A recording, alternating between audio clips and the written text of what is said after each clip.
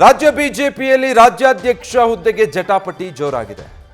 ರಾಜ್ಯಾಧ್ಯಕ್ಷರಾಗಿ B Y Vijayendra ಮುಂದುವರಿಯೋದು ಸೂಕ್ತ. ವಿಜಯೇಂದ್ರರನ್ನೇ ಮುಂದುವರಿಸುವ ಬಗ್ಗೆ ಹೈಕಮಾಂಡ್ ನಿರ್ಧಾರ ಮಾಡಿದ್ಯಂತೆ. ರಾಜ್ಯಾಧ್ಯಕ್ಷ ಹುದ್ದೆ ಬಗ್ಗೆ ಹೈಕಮಾಂಡ್ ವರದಿ ತರಿಸಿಕೊಂಡಿದೆ. ಈ ವರದಿಯನ್ನು ಆಧರಿಸಿ ಒಂದು ನಿರ್ಧಾರಕ್ಕೆ ಬಂದಿದೆ. ಏನು ನಿರ್ಧಾರ?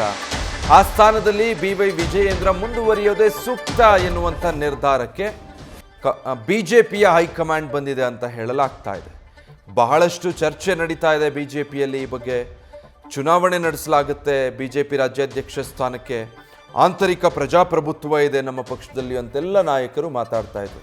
ಮತ್ತೊಂದು ಕಡೆ ಯತ್ನಾಳ್, ರಮೇಶ್ ಜಾರಕಿಹೊಳಿ, ಕುಮಾರ್ ಬಂಗಾರಪ್ಪ, ಉಳಿದ ಅಸಮಾಧಾನಿತರ ಬಣ ಈಗಾಗಲೇ ತಮ್ಮ ಟೀಮ್ನಿಂದ ಯಾರು ಅದಕ್ಕೆ ಪ್ರತಿಸ್ಪರ್ಧಿ ಅದನ್ನು ಆಯ್ಕೆ ಮಾಡ್ತೀವಿ ಅನ್ನೋ ಸಿದ್ಧತೆಯಲ್ಲೂ ಕೂಡ ಇದ್ರು. ಬಟ್ ಈಗ ಆ ಸ್ಥಾನದಲ್ಲಿ ವಿಜಯೇಂದ್ರ ಅವರೇ ಮುಂದುವರಿಯುವಂಥ ಎಲ್ಲ ಸಾಧ್ಯತೆಗಳು ದಟ್ಟವಾಗಿದೆ. ಯಾಕಂದರೆ ರಾಜ್ಯದಿಂದ ಕೇಂದ್ರದ ನಾಯಕರು ಒಂದು ರಿಪೋರ್ಟ್ ತರಿಸ್ಕೊಂಡಿದ್ದಾರೆ. ಸೊ ಅದನ್ನು ಅನ್ವೇಷಣೆ ಮಾಡಿ ಅವರು ಈಗ ಈ ಸ್ಥಾನದಲ್ಲಿ ವಿಜಯೇಂದ್ರ ಮುಂದುವರಿಯೋದೇ ಸೂಕ್ತ ಅನ್ನುವಂಥ ನಿರ್ಧಾರಕ್ಕೆ ಬಂದಿದ್ದಾರೆ ಅನ್ನೋ ಮಾಹಿತಿ ಲಭ್ಯ ಆಗ್ತಾ ಇದೆ. ಸಾಕಷ್ಟು ಬಿಜೆಪಿಯ ನಾಯಕರೇ ವಿಜಯೇಂದ್ರರ ವಿರುದ್ಧ ಬಹಿರಂಗವಾಗಿಯೇ ಅಸಮಾಧಾನವನ್ನು ವ್ಯಕ್ತಪಡಿಸ್ತಾ ಇದ್ರು. ರಾಜ್ಯಾಧ್ಯಕ್ಷ ಬದಲಾವಣೆ ವಿಚಾರದ ಮಾತುಗಳನ್ನು ಆಡ್ತಾ ಇದ್ರು. ಆದರೆ ಈ ಎಲ್ಲದರ ಮಧ್ಯೆ ಹೈಕಮಾಂಡ್ ಈ ನಿರ್ಧಾರಕ್ಕೆ ಬದ್ಧವಾದಂತಿದೆ. ಬಿಜೆಪಿ ಮತ್ತೆ ವಿಜಯೇಂದ್ರ ಅವರ ಸಾರಥ್ಯದಲ್ಲೇ ರಾಜ್ಯದಲ್ಲಿ ಮುಂದುವರಿಯೋದು ಅಂತ. ವಿಜಯೇಂದ್ರಗೆ ಪರ್ಯಾಯ ನಾಯಕರಿಲ್ಲ. ಪಕ್ಷವನ್ನು ಸರಿದೂಗಿಸ್ಕೊಂಡು ಹೋಗುವಂಥ ಸಾಮರ್ಥ್ಯ ಬಿವೈ ವಿಜಯೇಂದ್ರರಿಗಿದೆ ಅನ್ನೋದು ಹೈಕಮಾಂಡ್ನ ನಿಲುವ ಇದ್ದ ಕಾಣ್ತಾ ಇದೆ. ಪುತ್ರನಿಗಾಗಿ BSY ನೇತೃತ್ವದಲ್ಲೇ ಬಣದ ಸಮಸ್ಯೆಗೂ ಕೂಡ ಬ್ರೇಕ್ ಹಾಕೋದಕ್ಕೆ ಮುಂದಾಗಿದ್ರು. ಯಡಿಯೂರಪ್ಪನವರ ವರ್ಚಸ್ಸು ಮತ್ತು ವಿಜಯೇಂದ್ರ ಕಾರ್ಯವೈಖರಿ ಪಕ್ಷಕ್ಕೂ ಲಾಭ ಆಗುತ್ತೆ ಅನ್ನೋದು ಹೈಕಮಾಂಡ್ ಲೆಕ್ಕಾಚಾರ. 2028ರ ವಿಧಾನಸಭೆ ದೃಷ್ಟಿಯಿಂದ ಈ ಹುದ್ದೆಗೆ ವಿಜಯೇಂದ್ರರೇ ಸೂಕ್ತ. ಹೀಗಾಗಿ ಸದ್ಯ ತಟಸ್ಥವಾಗಿರೋದು ಒಳ್ಳೆಯದು. ಹಾಗೂ ಭಿನ್ನರ ತಂಡದಲ್ಲಿ ಸೂಕ್ತ ನಾಯಕರ ಕೊರತೆ ಕೂಡ ಆಗುತ್ತೆ ಅನ್ನೋದು ಹೈಕಮಾಂಡ್ನ ಅವಲೋಕನ. ಡೀಟೇಲ್ಸ್ ಕೊಡ್ತಾರೆ ಗಣಪತಿ. ಬಿಜೆಪಿಯಲ್ಲಿ ರಾಜ್ಯಾಧ್ಯಕ್ಷ ಸ್ಥಾನಕ್ಕೆ ನಡೆದ ಬಹಿರಂಗ ಜಟಾಪಟಿ ಅದಕ್ಕೆ ತೆರೆ ಬಿದ್ದಿದೆಯಾ? ವಿಜಯೇಂದ್ರನೇ ಕಂಟಿನ್ಯೂ ಆಗೋದು ಅನ್ನೋದು ಹೈಕಮಾಂಡ್ ಸ್ಪಷ್ಟ ನಿರ್ಧಾರನ? ವಿಜಯ್, ಖಂಡಿತ. ಯಾಕಂತಂದ್ರೆ ಒಂದ್ ಕಡೆ ತಟಸ್ಥರ ಬಣ, ಇನ್ನೊಂದ್ ಕಡೆ ಭಿನ್ನರ ಬಣ, ಈ ಎರಡೂ ಬಣಗಳ ನಡುವೆ ಹೈಕಮಾಂಡ್ ನಾಯಕರಿಗೆ ಸಾಕಷ್ಟು ತಲೆನೋವಾಗ್ತಿರುವಂತದ್ದು.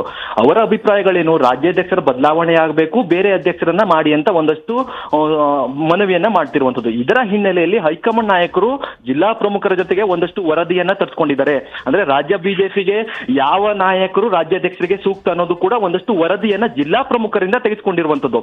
ಆದ್ರೆ ಜಿಲ್ಲಾ ಪ್ರಮುಖರ ವರದಿ ಏನ್ ಹೇಳುತ್ತೆ ನೋಡಿ, ಸದ್ಯದ ಪರಿಸ್ಥಿತಿಗೆ ವಿಜೇಂದ್ರ ಅವರೇ ಸೂಕ್ತ, ಅಂದ್ರೆ ರಾಜ್ಯಾಧ್ಯಕ್ಷ ಹುದ್ದೆಗೆ ವಿಜೇಂದ್ರ ಅವರೇ ಸೂಕ್ತ.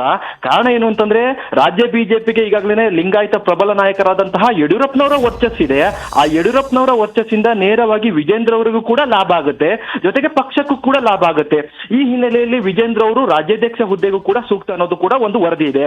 ಜೊತೆಗೆ 2028ರ ವಿಧಾನಸಭೆ ಚುನಾವಣೆ ಬರುತ್ತೆ. ಅಲ್ಲಿವರೆಗೂ ಕೂಡ ವಿಜೇಂದ್ರ ಅವರ ಸಾಮರ್ಥ್ಯವನ್ನ ತೋರಿಸಿಕೊಳ್ಳುವಂತ ಸಾಧ್ಯತೆ ಇರುತ್ತೆ. ಇನ್ನೂ ಕೂಡ ಕಾಲಾವಕಾಶ ಕೊಡಿ. ಈ ನಿಟ್ಟಿನಲ್ಲಿ ನಾವು ಕೂಡ ಬೆಂಬಲವನ್ನ ಮಾಡ್ತೀವಿ ಅನ್ನೋದು ಕೂಡ, ಬೆಂಬಲವನ್ನ ನೀಡ್ತೀವಿ ಅನ್ನೋದು ಕೂಡ ಜಿಲ್ಲಾ ಪ್ರಮುಖರ ಒಂದಷ್ಟು ವರದಿಯನ್ನ ಹೇಳುತ್ತೆ. ನೋಡಿ, ಇದರ ಹೊರತಾಗಿ ಈಗಾಗಲೇ ತಟಸ್ಥ ಇರಬಹುದು, ಹಾಗೆ ಭಿನ್ನರ ಬಣದಲ್ಲಿ ಬೇರೆ ಯಾವ ನಾಯಕರು ಕೂಡ ರಾಜ್ಯಾಧ್ಯಕ್ಷ ಹುದ್ದೆಗೆ ಸೂಕ್ತ ಅಲ್ಲ.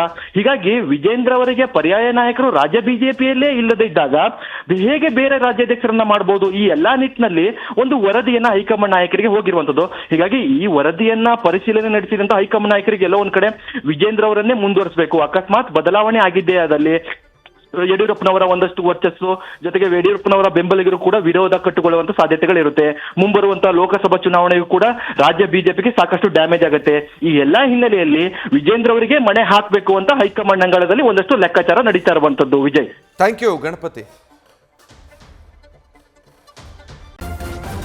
ನ್ಯೂಸ್ ಫಸ್ಟ್, ನಿರ್ಭೀತಿಯಿಂದ ನಿಮ್ಮ ಪರವಾಗಿ.